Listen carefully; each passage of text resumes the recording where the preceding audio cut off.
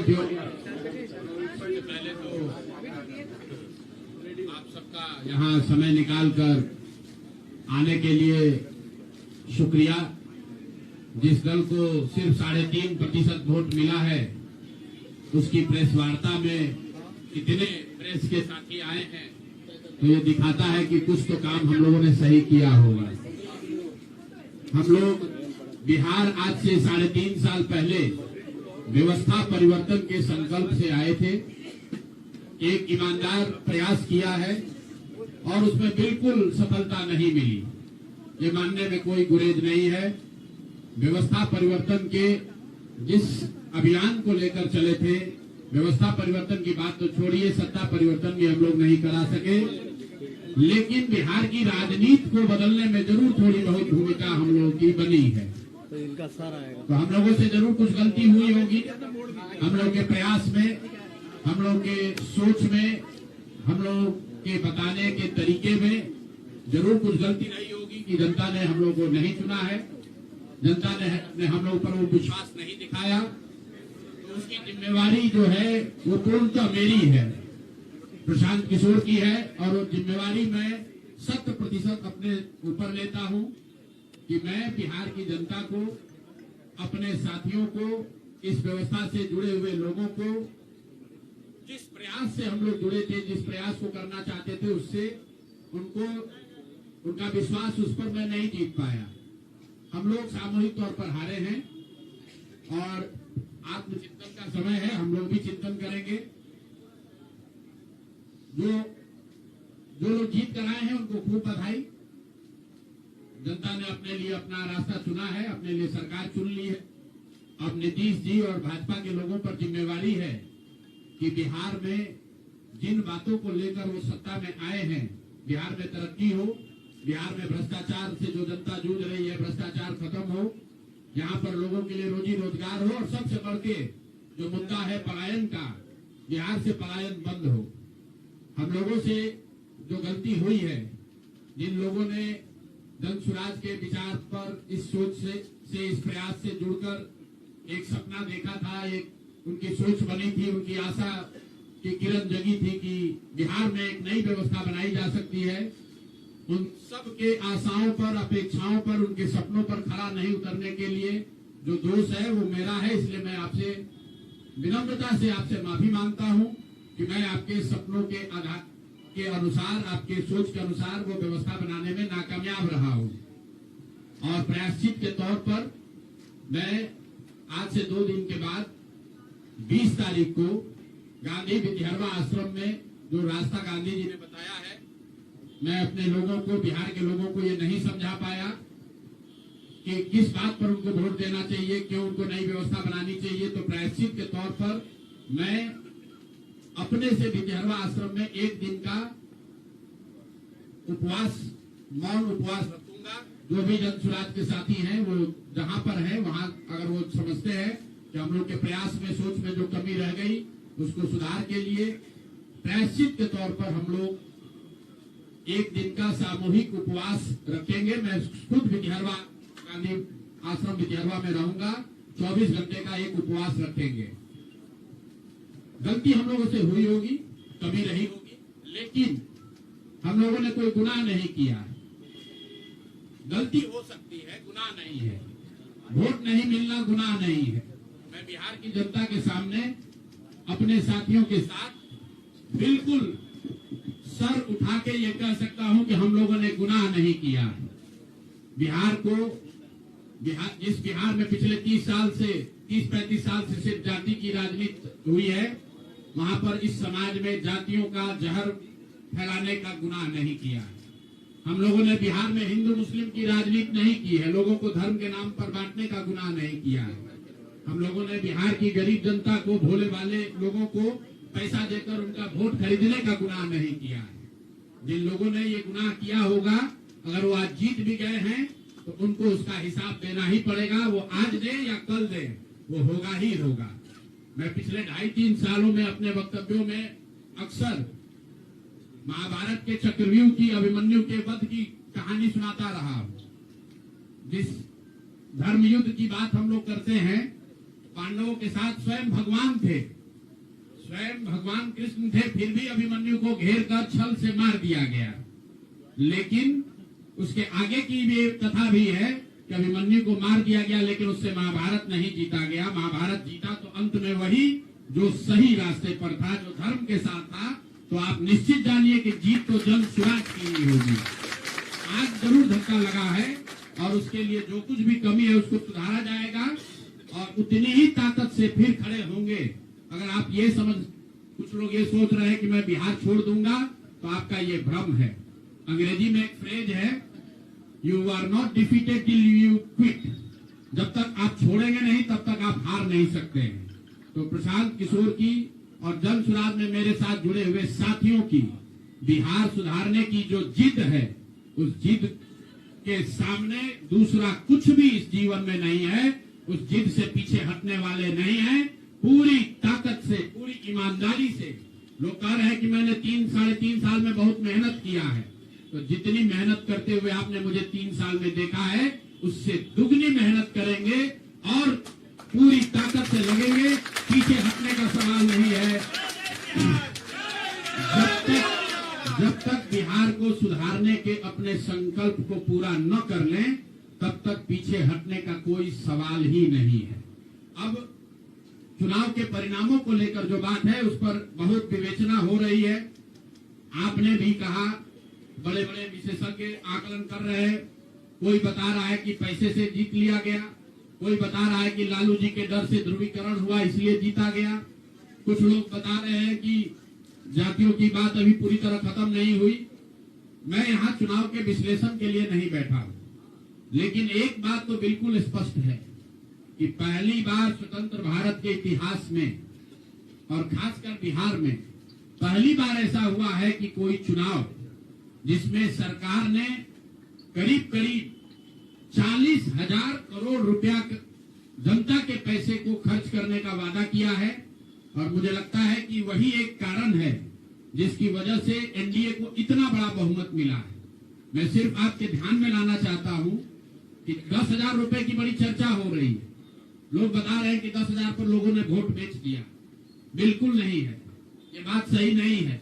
मेरा आज भी ये यकीन है कि 10,000 रुपए के लिए बिहार के लोग अपना वोट, अपना बच्चों का भविष्य नहीं बेचेंगे। अगर 10,000 रुपए को आप जोड़िएगा तो प्रतिदिन 5.5 रुपया हुआ। 5.5 रुपए में कौन अपना वोट बेचेगा? लोगों ने 10,000 रुपए के लिए सिर्फ वोट नहीं बेचा। आपको देखने, जानने, समझने की जरूरत है।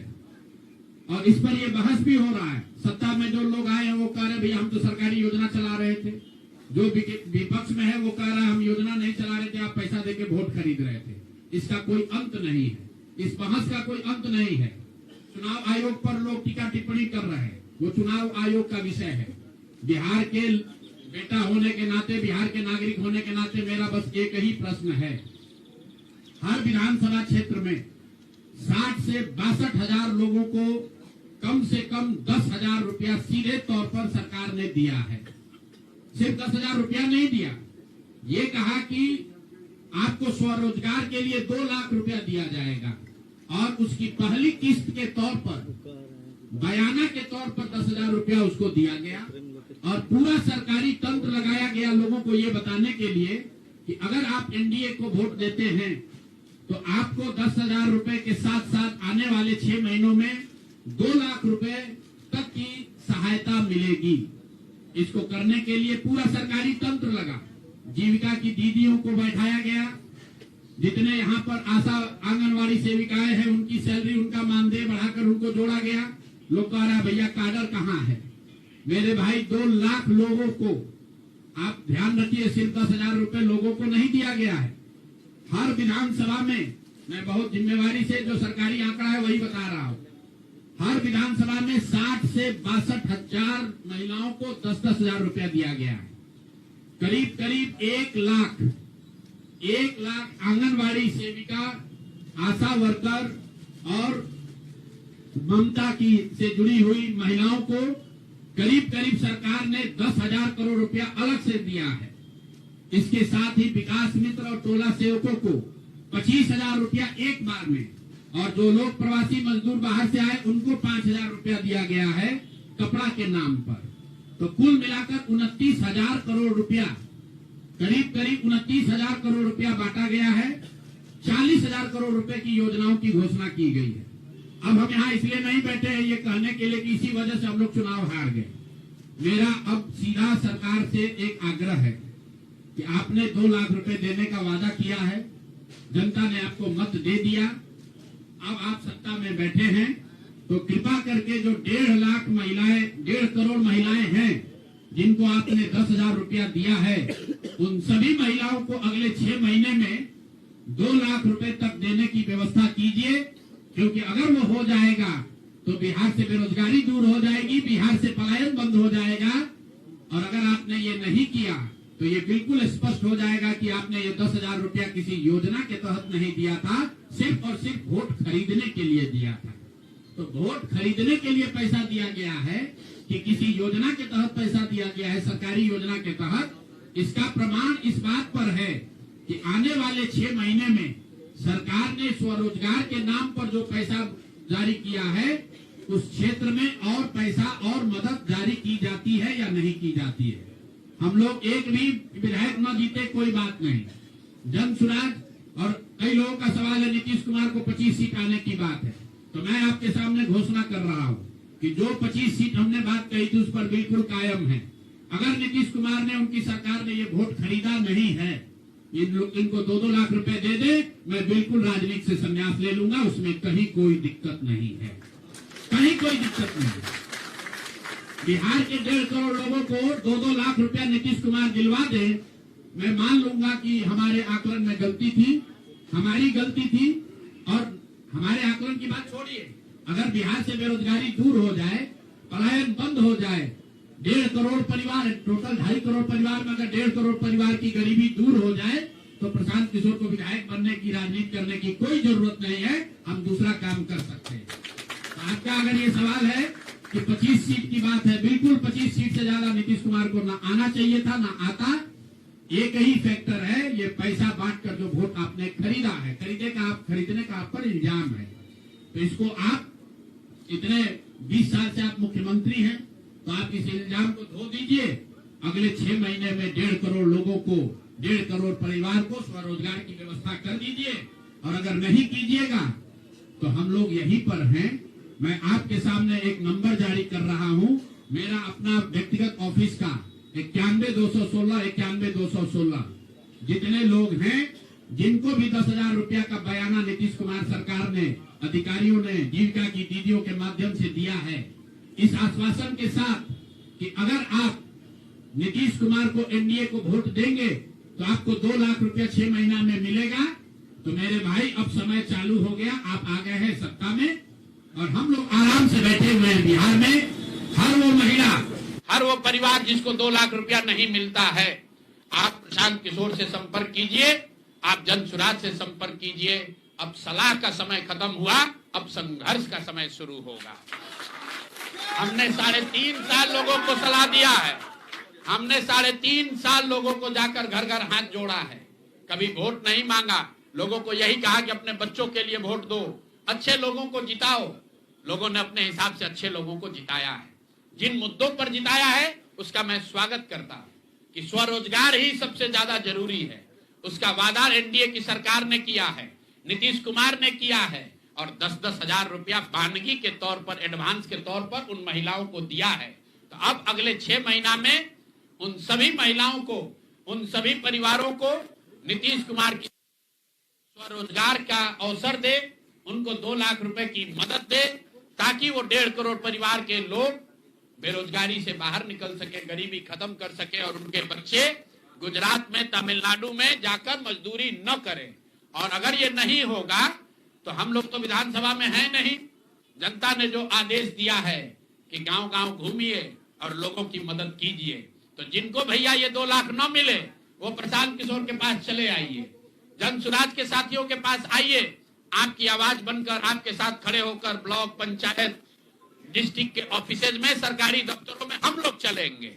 जरूरत पड़ेगा नीतीश कुमार, क्योंकि उन्होंने कहा है कि 10,000 रुपया जब मैं जीत कर आऊंगा आपको 2-2 लाख रुपए दूंगा, ताकि सब लोग अपने पैर पर खड़े हो जाएंगे। तो जन सुराज के लोग अब ब्लॉक में, और जिन लोगों ने, आपने सुना होगा सहारा में लोगों को कहा गया पैसा डबल हो जाएगा, सहारा के जिन लोगों ने एजेंट बनकर समाज सहारा में पैसा जमा कराया, सहारा वाले भाग गए तो लोग एजेंट को खोज रहे हैं। तो जो सरकारी अफसर नेतागिरी कर जिन लोगों ने किया है, सरकार की ओर से आश्वासन दिया है कि आपको रोजगार देंगे, 2 लाख रुपया देंगे, जो जिन जीविका की दीदियों ने एक एक महिला को जाकर समझाया है, बूथ पर बैठकर वोट दिलवाया है, सिंबल सिखाया है, क्रमांक संख्या बताया है, वो जीविका की दीदियों की जिम्मेवारी है कि जिनको आपने ये काम कराया है, जिनके बच्चों का भविष्य आपने 10,000 रुपया में आपने सौदा कराया है, उनको पैसा मिले। और अगर वो 2 लाख रुपया नहीं मिलेगा तो 6 महीने का समय है, 6 महीने के बाद हर वो व्यक्ति जिसको पैसा नहीं मिले उसके लिए जन सुराज का, प्रशांत किशोर का दरवाजा खुला हुआ है। हम लोग आपकी आवाज बनेंगे, आपके साथ खड़े होंगे। हम लोग विधायक सांसद नहीं है, लेकिन समाज में हमारी ताकत जो आवाज है, आपके वो आवाज आपके साथ जोड़ेंगे और हर हालत में आपको ये 2 लाख रुपया मिले, इसकी लड़ाई को जारी रखेंगे। दूसरी बात जो कह के मैं खत्म करूंगा, चुनाव से पहले सरकार के भ्रष्टाचार को लेकर इसी जगह पर हम लोगों ने कई प्रेस कॉन्फ्रेंस किए हैं। नीतीश कुमार को कभी व्यक्तिगत तौर पर बेईमान नहीं बताया गया है, भ्रष्ट नहीं बताया गया है, लेकिन हम लोगों का ये मानना था कि नीतीश जी का स्वास्थ्य अच्छा नहीं है, अगल बगल के लोग लूट रहे हैं, चला रहे हैं। अभी परिणाम आए हैं, नीतीश जी को देखकर लग रहा है कि नीतीश जी बिल्कुल स्वस्थ दिख रहे हैं। तो अब मेरी उनसे अपेक्षा है कि 2 दिन के बाद अभी मंत्रिमंडल बनने वाला है। कल प्रधानमंत्री जी ने भी कहा है कि बहुत बड़ी जिम्मेवारी है, हम लोग इलेक्शन मोड में नहीं, इमोशनल मोड में हैं। तो उसी इमोशनल मोड में मेरी आपसे अपेक्षा है कि भारतीय जनता पार्टी की लीडरशिप और नीतीश कुमार एक ऐसा स्वच्छ मंत्रिमंडल बनाएं जिसमें कोई दागी मंत्री न हो, कोई भ्रष्टाचारी न हो। जनता सरकार बनाने का मैंडेट दिया है, भ्रष्टाचार करने का, भ्रष्टाचारियों को सरकार में शामिल करने का मैंडेट नहीं दिया है, भ्रष्टाचार करने का मैंडेट नहीं दिया है, लूटने का मैंडेट नहीं दिया है। तो मैंडेट, बिल्कुल मैंडेट का सम्मान है। जनता लोकतंत्र है, जनता मालिक है, जनता ने जिनको सत्ता में बैठाया है वो सत्ता में बैठे, लेकिन सत्ता में बैठकर लूटने का मैंडेट जनता ने नहीं दिया है। तो मेरी अपेक्षा है कि नीतीश जी, माननीय प्रधानमंत्री मोदी जी, अमित शाह जी, जिन्होंने बिहार की जनता को ये बताया है कि हम आपका विकास करेंगे, आपके बच्चे अब गुजरात नहीं जाएंगे मजदूरी करने, तो भाई अब आपकी जिम्मेवारी है ऐसा मंत्रिमंडल बनाइए ताकि बिहार के लोगों का पलायन बंद हो, यहाँ से बेरोजगारी खत्म हो, और जो पिछले 5 साल से लोग भ्रष्टाचार से जूझ रहे हैं वो आगे भ्रष्टाचार न हो। मेरी बात यहाँ खत्म हुई। अब आपके जो सवाल हैं वो आप सवाल कर सकते हैं। बहुत बहुत धन्यवाद।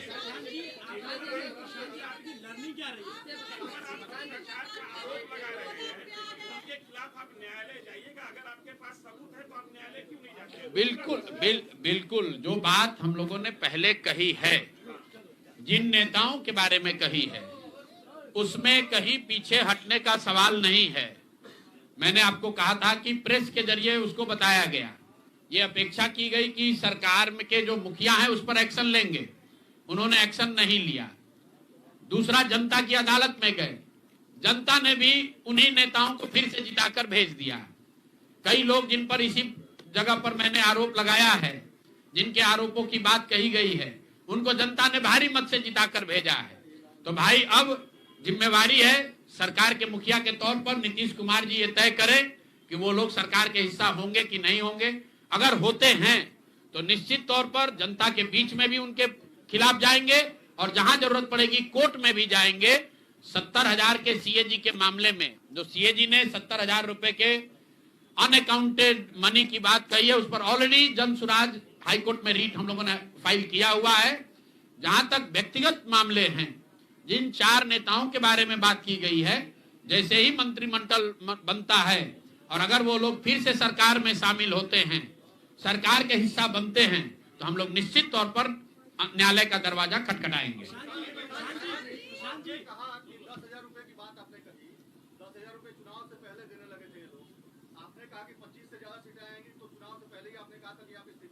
जी, बिल्कुल ठीक बात है कि आपने कहा, हम पहली बात तो आप लोग कह रहे राजनीति से हम किस पद पे है कि इस्तीफा दे दें। हाँ ना, सुन रहे हैं, आ रहे हैं। किस पद पर है कि इस्तीफा दे दें? आप एक मिनट, आपने सवाल, एक मिनट रुकिए। आपने सवाल किया है, जायज बात है। आपने कहा था कि 25 से ज्यादा आएगा तो आप संन्यास ले लेंगे। तो भैया किस पद पर हैं जिससे मैं इस्तीफा दे दूं? अगर किसी पद पर हैं, ये तो नहीं कहा था कि बिहार छोड़कर चले जाएंगे, बिहार में रहेंगे और राजनीति नहीं, बिल्कुल बिल्कुल, अरे भाई, हाँ बिल्कुल, एक मिनट, बिल्कुल राजनीति छोड़ देंगे। राजनीति छोड़े हुए हैं, हम तो राजनीति करते ही नहीं हैं। लेकिन ये नहीं कहा है ना कि बिहार के लोगों की बात कहना छोड़ देंगे, ये तो नहीं कहा है।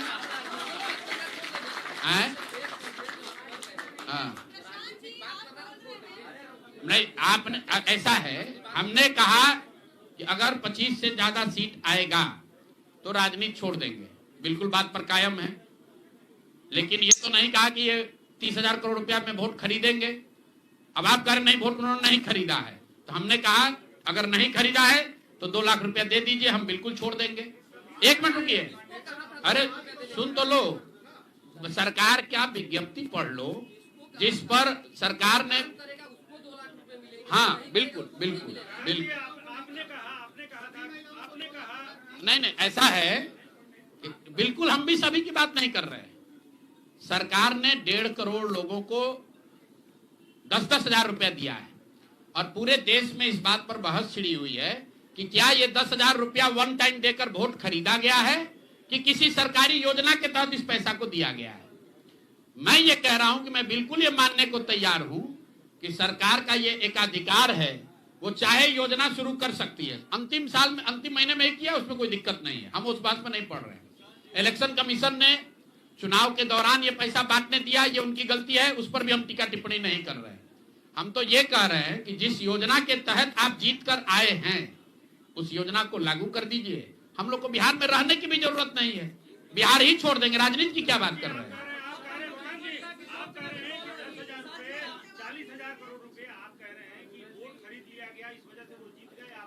ना, हम नहीं हारे, हम हार नहीं, हम तो रेस में ही नहीं है, हम तो रेस में ही नहीं है। हम आपको ये बता रहे हैं कि जो बात नीतीश कुमार के जीतने की है, जीत और हार के बीच में एक ही बात है कि क्या नीतीश कुमार जी ने, उनकी सरकार ने ये हर विधानसभा में 60,000 वोट 10,000 रुपया देकर